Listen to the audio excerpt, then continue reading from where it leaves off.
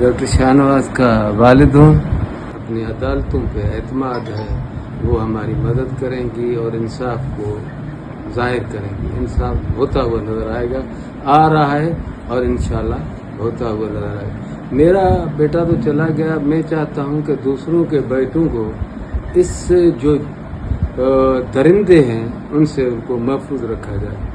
ہمارا پہلے بھی غریب آدمی ہے، موقف یہی تھا کہ ہم عدالتوں کی طرف جائیں گے اور گئے ہیں اور آگے جا رہے ہیں. ابھی تک تو ہم ATC میں ہی ہیں، پھر ہائی ہے، پھر سپریم کورٹ ہے.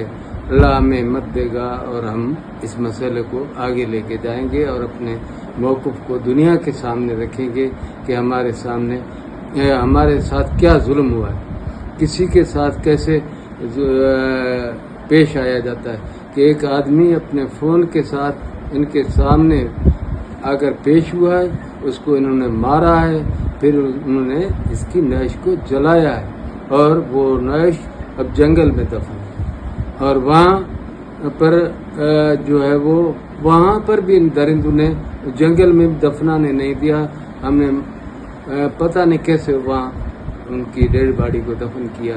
ایک 18 گریڈ کا افسر، اس کے ساتھ یہ ہوا ہے تو پھر تو غریبوں کے ساتھ جن کے پاس زبان بولنے کی نہیں ہے وہ کیا کریں گے. میری خاموشی میرا جو ہے وہ بیان ہے، کیونکہ 12 مہینے میں نے کوئی انٹرویو نہیں دیا. میں خاموش اس لیے رہا ہوں کہ میرا زبان جو ہے وہ اس کو جو ہے وہ خاموشی کو میرا اسٹیٹمنٹ سمجھا جائے اور اس کو نشر کیا. دنیا میں ہر بندہ جو قانون کو مانتا ہے، دنیا کا ہر بندہ جو قانون کو مانتا ہے وہ تو اپنی عدالتوں پر اعتماد رکھتا ہے، چاہے اس کے نیگیٹو رزلٹ آئیں چاہے پازیٹو رزلٹ آئیں. یہ تو ایک منہ بولتا ثبوت ہے. ڈیڈ باڈی جنگل میں پڑی ہوئی ہے، جلی ہوئی ہے، اس کی میڈیکل رپورٹس ہیں. وہ سندھ حکومت کی پولیس کی رپورٹ ہے کہ انہوں نے اپنی کسٹڈی میں اس کو مارا ہے. اس کا فون جو ہے ابھی ان کے پاس جو ہے وہ پڑا ہوا ہے.